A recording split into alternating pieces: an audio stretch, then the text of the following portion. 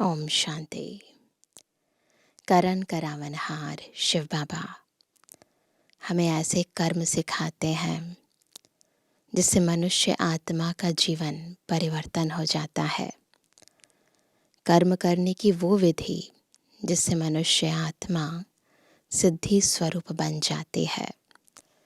यूँ तो हम सभी मनुष्य आत्माएं द्वापर से ही पुरुषार्थ की प्रारब्ध भोगती आई हैं, परंतु कौन सा श्रेष्ठ पुरुषार्थ है, कौन सा सतुप्रधान पुरुषार्थ है जिससे मनुष्य देवता बन जाए, जिससे कलयुगी दुनिया सतयुगी बन जाए। वो पुरुषार्थ, वो पुरुष बनकर रथ को चलाने की विधि केवल एक शिव बाबा हम सभी को सिखाते हैं। आज की मुरली हमें सतुप्रधान पुरुषार्थी कैसे बनना है उसका गुह्य अर्थ बता रही है और यथार्थ विधि सिखा रही है। सुनते हैं बाबा के मधुरमा वाक्य। आज है 10 तारीख 10 मार्च 2025। बाबा के महावाक्य हैं, मीठे बच्चे, तुम्हें मनुष्य से देवता बनने की पढ़ाई पढ़नी और पढ़ानी है। सबको शांति धाम और सुख धाम का रास्ता बताना है।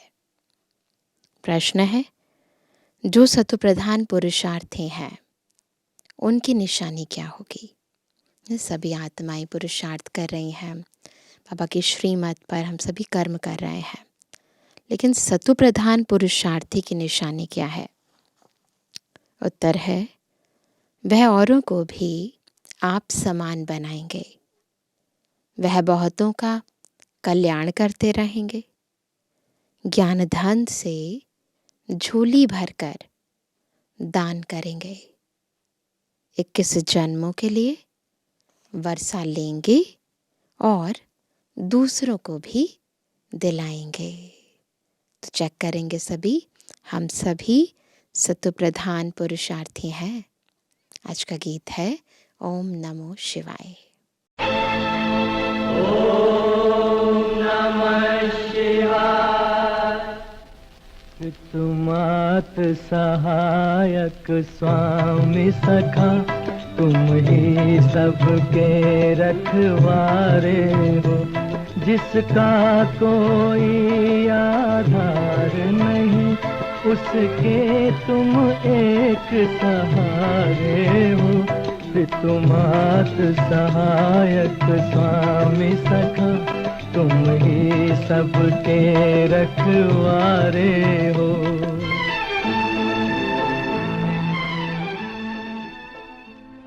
ओम शांति। भक्त जिसकी महिमा करते हैं, तुम उनके सम्मुख बैठे हो तो सभी अनुभव करेंगे कि बाप दादा हमारे सामने और शिव बाबा परम शिक्षक हमें ज्ञान रत्न बांट रहे हैं। तो कितनी खुशी होनी चाहिए। उनको कहते हैं शिवाय नमः। तुमको तो नमः नहीं करना है, नमस्कार नहीं करना है। बाप को बच्चे याद करते हैं, नमः कभी नहीं करते। कभी पिताजी को नमस्ते करते हैं क्या? नहीं। तो बाबा कहते हैं ये भी बाप है, इनसे तुमको वर्षा मिलता है, तुम नमः नहीं करते हो, याद करते हो। तो हमें बाबा को नमस्कार नहीं करना है, याद करना है। जीव की आत्मा याद करती है, बाप ने इस तन का लोन लिया है, वह हमको रास्ता बता रहे हैं। बाप से बेहद का वर्षा कैसे लिया जाता है तुम भी अच्छी रीति जानते हो। सतयुग है सुख धाम, और जहाँ आत्माएं रहती हैं उसको कहा जाता है शांति धाम। तुम्हारी बुद्धि में है कि हम कहाँ के निवासी हैं, कि हम शांति धाम के वासी हैं। इस कलयुग को कहा जाता है दुख धाम। तुम जानते हो, हम आत्माएं अब स्वर्ग में जाने के लिए, मनुष्य से देवता बनने के लिए पढ़ रही हैं। यह लक्ष्मी नारायण देवताएं हैं ना। मनुष्य से देवता बनना है नई दुनिया के लिए। बाप द्वारा तुम पढ़ते हो। जितना पढ़ेंगे, पढ़ाई में पुरुषार्थ कोई का तीखा होता है, कोई का ढीला होता है। तो बाबा तो पढ़ा रहे हैं, सबको समान पढ़ा रहे हैं, लेकिन फिर जो सुन रहे हैं वो उसको पढ़ने के बाद पुरुषार्थ कैसा कर रहे हैं? तीखा पुरुषार्थ कर रहे हैं या ढीला पुरुषार्थ कर रहे हैं? सतो प्रधान पुरुषार्थी जो होते हैं वह दूसरे को भी आप समान बनाने का नंबरवार पुरुषार्थ कराते हैं। केवल खुद पुरुषार्थ नहीं करते, दूसरे की भी सेवा करते हैं, बहुतों का कल्याण करते हैं। जितना धन से झोली भर कर और दान करेंगे उतना फायदा होगा।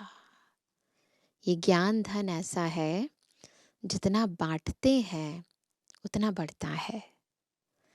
मनुष्य दान करते हैं, उसका दूसरे जन्म में अल्पकाल के लिए मिलता है, उसमें थोड़ा सुख, बाकी तो दुख ही दुख है।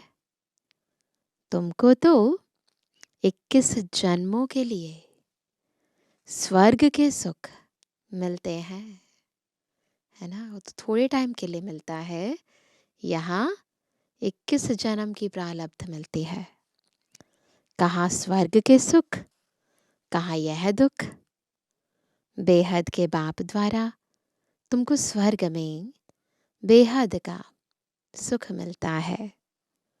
ईश्वर अर्थ दान पुण्य करते हैं ना, वह है इनडायरेक्ट। अभी तुम तो सम्मुख हो ना। अब बाप बैठ समझाते हैं। भक्ति मार्ग में ईश्वर अर्थ दान पुण्य करते हैं तो दूसरे जन्म में मिलता है। कोई अच्छा करते हैं तो अच्छा मिलता है, बुरा पाप आदि करते हैं तो उसको ऐसा मिलता है। यहाँ कलयुग में तो पाप ही होते रहते हैं। क्यों? क्योंकि कलयुग में हम हर कार्य देह भान वश करते हैं, विकारों के वश करते हैं। तो कोई भी कार्य विकारों के वशीभूत होकर किया, उसके पापी बनते हैं। पुण्य होता ही नहीं, करके अल्पकाल के लिए सुख मिलता है। अभी तो तुम भविष्य सतयुग में 21 जन्मों के लिए सदा सुखी बनते हो।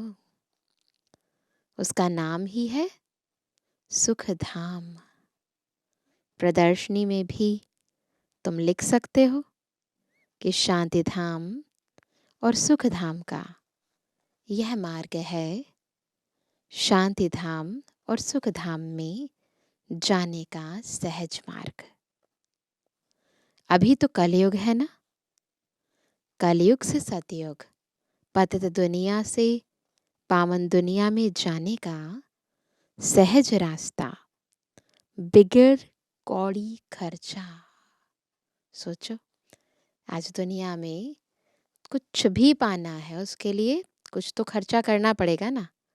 और यहाँ हम मनुष्य से देवता बन रहे हैं, कलयुग से सतयुग में जा रहे हैं, बिगर कौड़ी खर्चा। तो मनुष्य समझें, क्योंकि पत्थर बुद्धि है ना। बाप बिल्कुल सहज करके समझाते हैं। इसका नाम ही है सहज राजयोग, सहज ज्ञान। बाप तुम बच्चों को कितना सेंसिबल बनाते हैं। यह लक्ष्मी नारायण सेंसिबल है ना। भल श्री कृष्ण के लिए क्या क्या लिख दिया है ना, कितनी सारी बातें लिखती है ना श्री कृष्ण जी के लिए। माखन चुराया, कपड़े चुराए। बाबा कहते वह है झूठे कलंक। श्री कृष्ण कहता है, जो दिखाते हैं, मैया मैं नहीं माखन खायो। मना करता है कि मैंने माखन नहीं खाया। अब इसका भी अर्थ नहीं समझते। मैं नहीं माखन खायो तो बाकी खाया किसने? यानी ये स्वर्ग रूपी माखन, ये सारी दुनिया श्री कृष्ण की है ना, परमात्मा के ज्ञान से उस आत्मा ने इतना पुरुषार्थ किया कि संपूर्ण सृष्टि का मालिक बन गया। तो वो जो मालिकपन की स्मृति है, वो जो मालिकपन का माखन है, वो नंबर 1 प्रिंस श्री कृष्ण को मिलता है। बच्चे को दूध पिलाया जाता है। बच्चे माखन खाएंगे या दूध पिएंगे? यह जो दिखाया है, मटकी फोड़ी, ये सब दिखाते हैं ना, श्री कृष्ण जी की जो लीलाएं दिखाते हैं, आदि आदि, ऐसी कोई बातें है नहीं। वो तो स्वर्ग का फर्स्ट प्रिंस है। महिमा तो एक शिव बाबा की ही है। दुनिया में और किसकी महिमा है नहीं। इस समय तो सब पतित हैं, परंतु भक्ति मार्ग की भी महिमा है। भक्तमाला भी गाई जाती है ना। फीमेल्स में मीरा का नाम है, मेल्स में नारद मुख्य गाया हुआ है। तुम जानते हो, एक है भक्तमाला, दूसरी है ज्ञान की माला। भक्तमाला से रुद्रमाला के बने हैं, फिर रुद्रमाला से विष्णु की माला बनती है। रुद्रमाला है संगम युग की। यह राज तुम बच्चों की बुद्धि में है। यह बातें तुमको बाप सम्मुख बैठ समझाते हैं। सम्मुख जब बैठते हो तो तुम्हारे रोमांच खड़े हो जाने चाहिए। अहो सौभाग्य, 100% दुर्भाग्यशाली से हम सौभाग्यशाली बनते हैं। तो ये हमारा भाग्य है। दुनिया की इतनी सारी आत्माओं में से बाबा ने हमें चुना, और हमारे ये कान जिनसे हम ईश्वरीय महावाक्य सुनते हैं और इस ज्ञान के आधार पर अपने जीवन को परिवर्तन करते हैं। कुमारियाँ तो काम कटारी के नीचे गई नहीं है। बाप कहते हैं वह है काम कटारी। ज्ञान को भी कटारी कहते हैं। नहीं, इससे क्या होता है, जब हम ज्ञान बुद्धि में धारण करते हैं तो उससे विकारों का गला कट जाता है, बुराइयों का गला कट जाता है।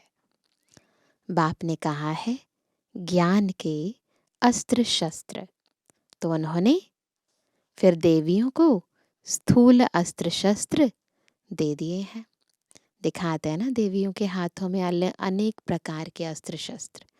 सोचते हैं शायद उन्होंने असुरों को मारा है, पर बाबा क्या कहते हैं, असुरों को नहीं मारे, है ना, आसुरी वृत्तियों को मारा है, अंदर के विकारों को मारा है। और कैसे मारा है? ज्ञान के अस्त्र शस्त्र से। वह तो है हिंसक चीजें। मनुष्यों को यह पता नहीं है कि स्वदर्शन चक्र क्या है। वो क्या दिखाते हैं, स्वदर्शन चक्र को भी एक वेपन की तरह, एक हथियार की तरह दिखा देते हैं। शास्त्रों में श्री कृष्ण को भी स्वदर्शन चक्र दे हिंसा ही हिंसा दिखा दी है। वास्तव में है ज्ञान की बात। क्या करना है, अपने आदि मध्य अंत को जानना है, स्व का दर्शन करना है। तुम अभी स्वदर्शन चक्रधारी बने हो। उन्होंने फिर हिंसा की बात दिखा दी है।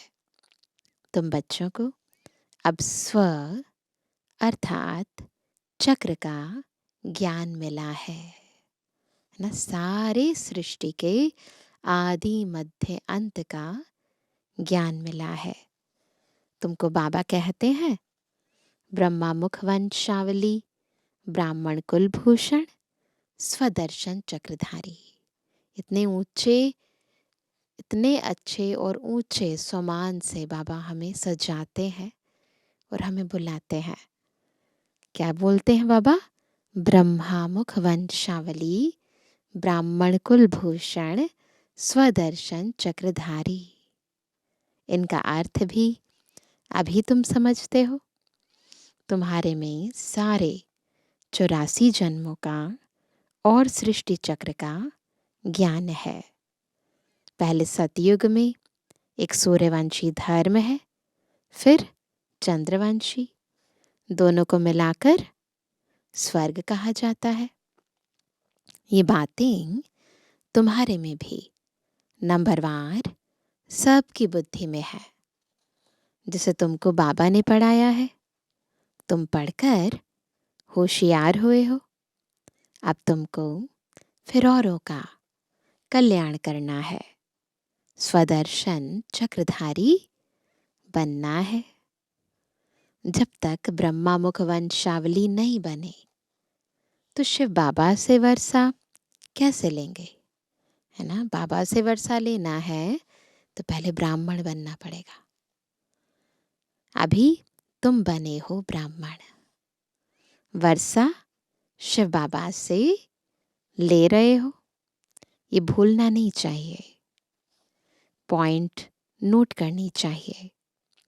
यह सीढ़ी है 84 जन्मों की। सीढ़ी उतरने में तो सहज होती है।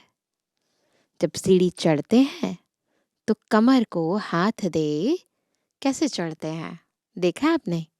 है ना। कभी कोई ओल्ड एज्ड लेडी या कोई जेंट्स जाते हैं तो कमर पर कैसे हाथ देकर फिर ऊपर चढ़ते हैं। परंतु लिफ्ट भी है। अभी बाबा आते ही हैं तुमको लिफ्ट देने, है ना। तो लिफ्ट से फटाफट ऊपर चढ़ जाएंगे। फिर कमर पर हाथ देने की, मेहनत करने की ज़रूरत नहीं है। सेकंड में चढ़ती कला होती है। अब तुम बच्चों को तो खुशी होनी चाहिए कि हमारी चढ़ती कला है। मोस्ट बेलिवेड बाबा मिला है। उन जैसी प्यारी चीज़ कोई होती नहीं। साधु संत आदि जो भी हैं, सब उस एक माशूक को याद करते हैं। सभी उनके आशिक हैं। तो बाबा है हमारा माशूक और हम सभी आत्माएं हैं बाबा के आशिक। परंतु वह कौन है, यह कुछ भी समझते नहीं है। सिर्फ सर्वव्यापी कह देते हैं। तुम अभी जानते हो कि शिव बाबा हमको इन द्वारा पढ़ाते हैं। शिव बाबा को अपना शरीर तो है नहीं, वह है परम आत्मा। परमात्मा माना परमात्मा, परम आत्मा यानी सुप्रीम सोल, यानी परमात्मा, दोनों को मिलाकर बना परमात्मा, जिसका नाम है शिव। बाकी सब आत्माओं के शरीर पर नाम अलग अलग पड़ते हैं। एक ही परम आत्मा है जिसका नाम शिव है। बाकी सबके नाम देह पर हैं, आत्मा पर नाम नहीं है। शिव बाबा का नाम आत्मा पर है और उनका नाम है शिव। फिर मनुष्य ने अनेक नाम रख दिए हैं, भिन्न भिन्न मंदिर बनाए हैं। अभी तुम अर्थ समझते हो। बॉम्बे में बाबूरी नाथ का मंदिर है। इस समय तुमको कांटों से फूल बनाते हैं तो बाबा के नाम गुणवाचक है, कर्तव्यवाचक है। तो अभी बाबा हमें कांटों से फूल बनाते हैं। हम दुखदाई थे, दूसरों को दुख देते थे, जाने अनजाने ही सही परंतु दुख देते थे। परंतु बाबा हमें सुख देवा बनाते हैं, है ना। हमारे कर्मों को श्रेष्ठ बनाते हैं, हमारी दृष्टि को आत्मिक बनाते हैं, रूहानी बनाते हैं। तो बाबा हमें इस समय कांटों से फूल बनाते हैं। तो बाबा कहते हैं विश्व के मालिक बनते हो तो पहली बात मुख्य यह है कि हम आत्माओं का बाप एक है।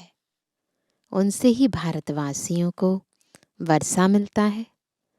भारत के यह लक्ष्मी नारायण मालिक है ना, चीन के तो नहीं है ना। चीन के होते तो शक्ल ही और होती। उनकी चेहरा तो अलग होता है ना। ये हैं ही भारत के। पहले पहले गोरे फिर सांवरे बनते हैं। आत्मा की बात है, पहले आत्मा गोरी होती है, पवित्र होती है, फिर अपवित्र बनती है। आत्मा में ही खाद पड़ती है, सांवरी बनती है। मिसाल सारा इनके ऊपर है। भ्रमरी कीड़े को चेंज कर आप समान बनाती है, भूं भूं करती है, उसे अपने समान बना लेती है। सन्यासी क्या चेंज करते हैं, वो तो कुछ नहीं बदलते। सफेद कपड़े वाले को गेरू कपड़े पहनाकर माथा मुंडा देते हैं। बाह्य परिवर्तन होता है, आंतरिक परिवर्तन नहीं कर पाते। तुम तो यह ज्ञान लेते हो। ऐसे लक्ष्मी नारायण जैसा शोभनिक बन जाएंगे। ऐसा ज्ञान है जो जादू कर देता है, हमें लक्ष्मी नारायण के समान बना देता है। अभी तो प्रकृति भी तमो प्रधान है, तो यह धरती भी तमो प्रधान है, नुकसानकारक है। आसमान में तूफान लगते हैं, कितना नुकसान करते हैं, उपद्रव होते रहते हैं। अभी इस दुनिया में है परम दुख, वहां फिर परम सुख होगा। बाप परम दुख से परम सुख में ले जाते हैं। इनका विनाश होता है, फिर सब सत्व प्रधान बन जाता है। अभी तुम पुरुषार्थ कर जितना बाप से वर्षा लेना है उतना ले लो, नहीं तो पिछाड़ी में पश्चाताप करना पड़ेगा। बाबा आया परंतु हमने कुछ नहीं लिया, फिर बाद में पछताना पड़ेगा ना। यह लिखा हुआ है भंभोर को आग लगती है तब कुंभकर्ण की नींद से जागते हैं। ऐसे शास्त्रों में गायन है। सोए रहते हैं, जब भंभोर को आग लग जाती है तब जाके जागते हैं। फिर हाय हाय कर मर जाते हैं। हाय हाय के बाद फिर जय जयकार होगी। तो बाबा कहते हैं कलयुग में हाय हाय है ना, एक दो को मारते रहते हैं, बहुत ढेर के ढेर मरेंगे। कलयुग के बाद फिर सतयुग जरूर होगा। हर चीज पहले आदि होता है, फिर धीरे धीरे बढ़ते बढ़ते अति हो जाती है, फिर अंत होता है और फिर एक आदि होती है। तो ऐसे ही होगा दुनिया में भी। बीच में यह है संगम, इसको पुरुषोत्तम युग कहा जाता है। बाप तमो प्रधान से सत्व प्रधान बनने की युक्ति अच्छी बताते हैं। सिर्फ कहते हैं मुझे याद करो और कुछ भी नहीं करना है। अभी तुम बच्चों को माथा आदि भी नहीं टेकना है। भक्ति मार्ग में कितनी मेहनत करी है ना। बाबा कई बार कहते हैं ना कि अपनी टिप्पण भी घिसाई और उसके बाद फिर माथा भी टेका। फिर क्या किया? समय गया, श्वास गई, शक्ति गई, प्राप्ति क्या हुई? कुछ भी नहीं। तो यहाँ तो कुछ नहीं करना है, माथा भी नहीं टेकना है। बाबा को कोई हाथ जोड़ते हैं तो बाबा कहते, ना तो तुम आत्मा को हाथ हैं न बाप को। फिर हाथ किसको जोड़ते हो? शिव बाबा को कोई हाथ जोड़ते हैं क्या? बाबा कहते हैं, मैं तो तुम्हें भी आत्मा रूप में देखता हूँ ना। तो ना तुम आत्मा के हाथ हैं ना मुझ परमात्मा के हाथ है, फिर हाथ क्यों जोड़ते हो? तो बाबा कहते हैं, कलयुगी भक्ति मार्ग का एक भी चिन्ह नहीं होना चाहिए, एक भी चिन्ह। हे आत्मा, तुम हाथ क्यों जोड़ती हो? सिर्फ मुझ बाप को याद करो। याद का मतलब कोई हाथ जोड़ना नहीं है। मनुष्य तो सूर्य को भी हाथ जोड़ेंगे, कोई महात्मा को भी हाथ जोड़ेंगे। तुमको हाथ जोड़ना नहीं है। यह तो मेरा लोन लिया हुआ तन है। परंतु कोई हाथ जोड़ते हैं, है ना। कई लोग होते हैं, मिलते हैं, नमस्ते करते हैं, राम राम करते हैं, राधे राधे करते हैं। तो कोई हाथ जोड़ते हैं तो रिटर्न में जोड़ना पड़ता है। तो ऐसा भी नहीं कि बिल्कुल ज्ञान युक्त ऐसे हो जाएं कि दूसरे का रिगार्ड ना करें। तो ऐसे तो किसी की कोई हमें इज्जत दे रहा है और हम उसकी इज्जत नहीं रखते ना, फिर अच्छी बात नहीं लगती। तो बाबा कहते तो रिटर्न में जोड़ना पड़ता है। तुमको तो यह समझना है कि हम आत्मा है, हमको इस बंधन से छूटकर अब वापस घर जाना है। इनसे तो जैसे नफरत आती है, इस बॉडी से, इस दुनिया से, इस पुराने शरीर को छोड़ देना है। जैसे सर्प का मिसाल है, बिल्कुल जैसे सर्प अपनी केंचुई उतार देता है, नहीं आ जाती है। भ्रमरी में भी कितना अक्ल है जो कीड़े को भ्रमरी बना देती है। भूं भूं करती है, विष्टा के कीड़े को भ्रमरी बना देती है।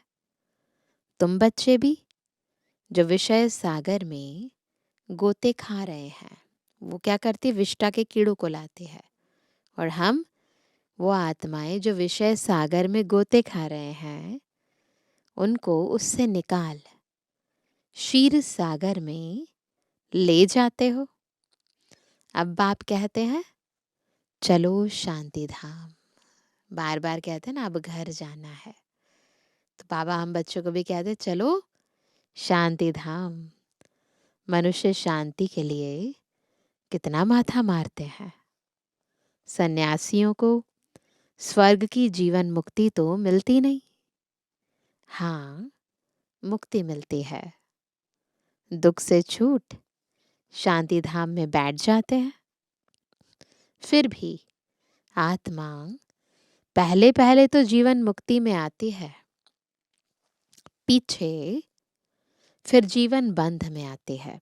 सबसे पहले जो हम परम धाम से आते हैं, 2 युगों तक जीवन मुक्ति है, उसके बाद जीवन बंध में आते हैं। आत्मा सत्व प्रधान है, फिर सीढ़ी उतरती है।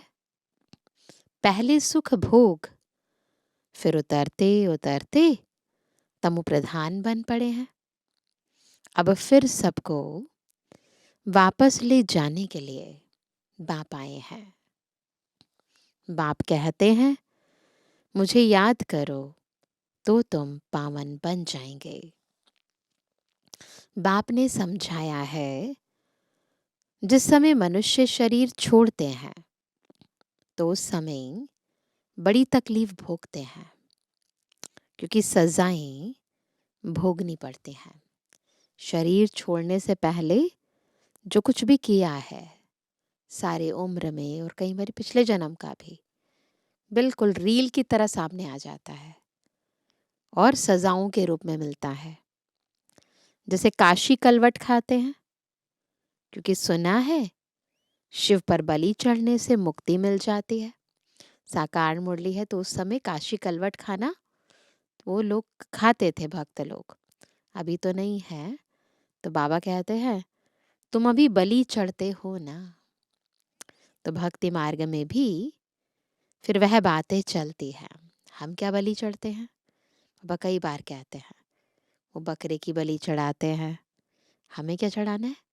मैं, मेरापन, ये अभिमान चढ़ाना है, ये देहभान चढ़ाना है। तो बाबा कहते हैं तो शिव पर जाकर बलि चढ़ते हैं। अब बाप समझाते हैं वापस तो कोई जा नहीं सकते। भले वो लोग काशी कलवट खाते थे तो क्या होता था, नीचे गिरते थे, आत्मघात एक तरह से कर देते थे, सोचते थे फिर पर बलि चढ़ गए। लेकिन बाबा कहते हैं मुक्ति को कोई नहीं प्राप्त कर सकता। ठीक है, पिछले जन्मों में जो पाप कर्म किए हैं वो कट जाएंगे, लेकिन संस्कार अभी भी आत्मा में है, दुख देने के संस्कार, विकारों के संस्कार। तो फिर अगला जन्म लेंगे तो फिर विकारी जन्म हो जाएगा, फिर नए सिर से पाप कर्म करने लग जाएंगे। तो बाबा कहते कि मुक्ति में कोई नहीं जाता है। हाँ, इतना बलिहार जाते हैं तो पाप कट जाते हैं, फिर हिसाब किताब नए सिर शुरू होता है। तुम इस सृष्टि चक्र को जान गए हो। अब हम एक एक बात जान गए हैं सृष्टि चक्र का, है ना। सतयुग आदि से लेकर कलयुग अंत तक हम आत्माओं ने क्या क्या किया उसकी डिटेल जान गए हैं। इस समय सबकी उतरती कला है। बाप कहते हैं मैं आकर सर्व की सदगति करता हूँ, सबको घर ले जाता हूँ, पतितों को तो साथ नहीं ले जाऊंगा। इसलिए अब पवित्र बनो तो तुम्हारी ज्योत जग जाएगी। शादी के टाइम स्त्री के माथे पर मटकी में ज्योत जगाते हैं। यह रस्म भी यहाँ भारत में ही है, होता है ना ऐसे। स्त्री के माथे पर मटकी में ज्योत जगाते हैं, पति के ऊपर नहीं जगाते, क्योंकि पति के लिए तो ईश्वर कहते हैं ना, है ना। तो पति के लिए सोचते कि वही पति परमेश्वर है, उसे ईश्वर की तुलना में बना देते हैं। और खुद जो स्त्री है वो माथे पर मटकी में ज्योत जगाती है, तो आत्म ज्योत जगाते हैं। ईश्वर पर फिर ज्योत कैसे जगाएंगे? तो बाप समझाते हैं मेरी तो ज्योत जगी हुई है। बाबा तो सदा ही आत्मिक स्थिति में और आत्मिक स्मृति में ही है। हम आत्माएं खुद को देह ये मटकी समझ बैठे हैं। तो बाबा आते हैं तो हमें स्मृति दिलाते हैं कि हम कौन हैं। हम देह नहीं है, ये मिट्टी की देह नहीं है, हम आत्मा है। तो इसकी यादगार में फिर जब दुनिया के अंदर शादी होती है तो स्त्री के माथे पर मटकी रखकर फिर ज्योत जगाते हैं। मैं तुम्हारी ज्योत जगाता हूँ। बाप को क्षमा भी कहते हैं, है ना। बाबा क्षमा है और हम परवाने हैं। तो बाबा कहते हैं ब्रह्म समाजी फिर ज्योति को मानते हैं, सदैव ज्योत जगी रहती है, उनको ही याद करते हैं, अखंड ज्योत जगाते हैं ना, उनको ही भगवान समझते हैं। दूसरे फिर समझते हैं छोटी ज्योति यानी आत्मा, बड़ी ज्योति यानी परमात्मा में समा जाएगी। ऐसे दिखाते हैं ना, ज्योति ज्योत समाए। अनेक मतें हैं। बाप कहते हैं तुम्हारा धर्म तो अथाह सुख देने वाला है। तुम स्वर्ग में बहुत सुख देखते हो, नई दुनिया में तुम देवता बनते हो। तुम्हारी पढ़ाई है ही भविष्य नई दुनिया के लिए, और सब पढ़ाइयाँ यहाँ के लिए होती हैं। यहाँ तुमको पढ़कर भविष्य में पद पाना है। गीता में भी बरोबर राजयोग सिखलाया है। फिर पिछाड़ी में लड़ाई लगी, कुछ भी नहीं रहा। पांडवों के साथ कुत्ता दिखाते हैं, बहुत सारी कहानियां बनाती हैं। अब बाप कहते हैं मैं तुमको गॉड गॉडेस बनाता हूँ। यहाँ तो अनेक प्रकार के दुख देने वाले मनुष्य हैं। काम कटारी चलाए कितना दुखी बनाते हैं। तो अब तुम बच्चों को यह खुशी रहनी चाहिए कि बेहद का बाप, ज्ञान का सागर हमको पढ़ा रहे हैं। मोस्ट बिलवेड माशूक है। हम आशिक उनको आधा कल्प याद करते हैं। तुम याद करते आए हो। अब बाप कहते हैं मैं आया हूँ, तुम मेरी मत पर चलो। आधा कल्प से जिसे बुलाया, अब वो आया है। अब आया है तो उसका कहना भी तो मानना पड़ेगा ना। अपने को आत्मा समझ, ये है बाबा की नंबर 1 श्रीमत। अपने को आत्मा समझ, मुझ बाप को याद करो, दूसरा ना कोई।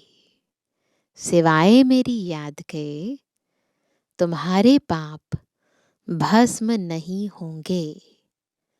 हर बात में सर्जन से राय पूछते रहो, बाबा राय देंगे।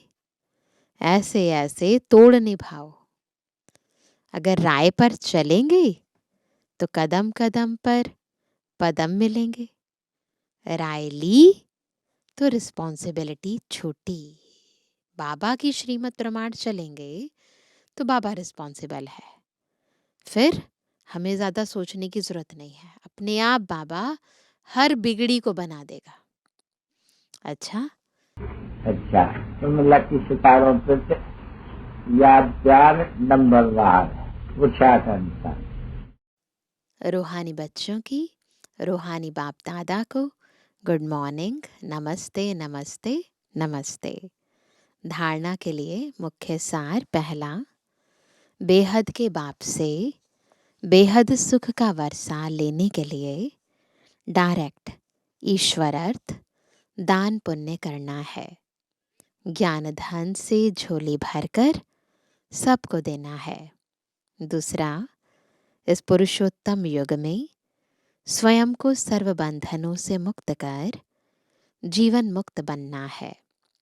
भ्रमरी की तरह भूं भूं कर आप समान बनाने की सेवा करनी है।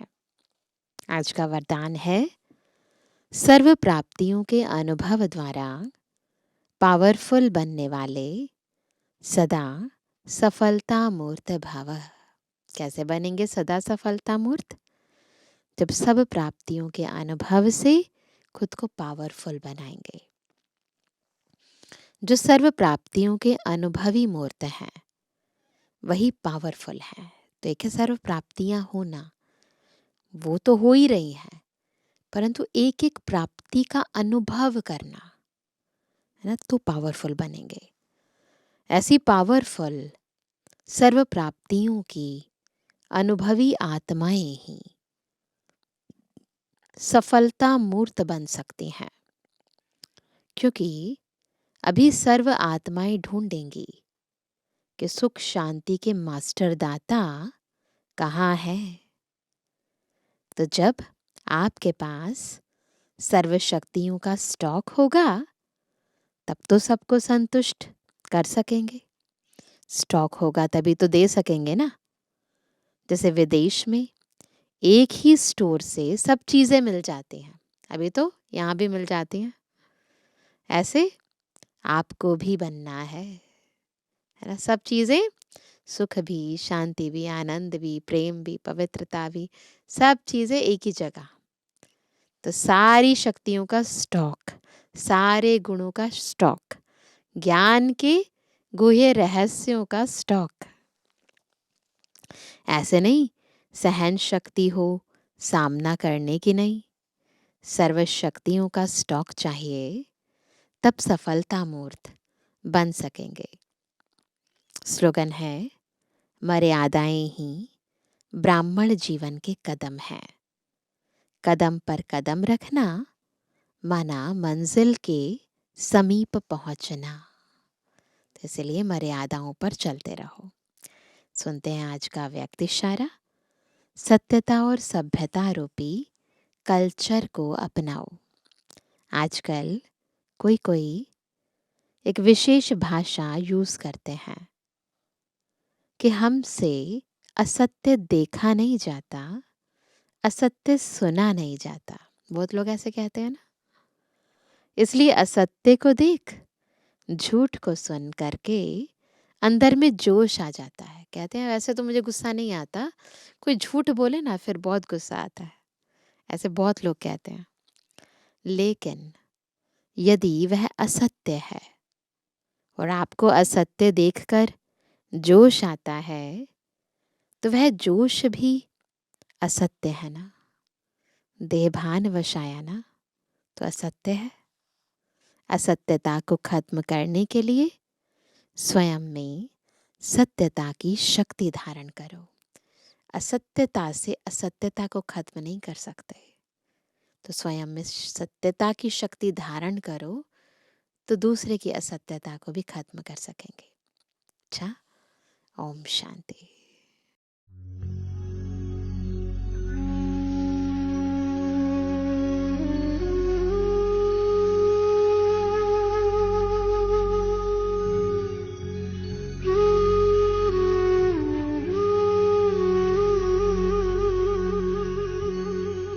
अब तेरे बिन एक पल ना बीते बाबा, अब तेरे बिन एक पल ना बीते बाबा।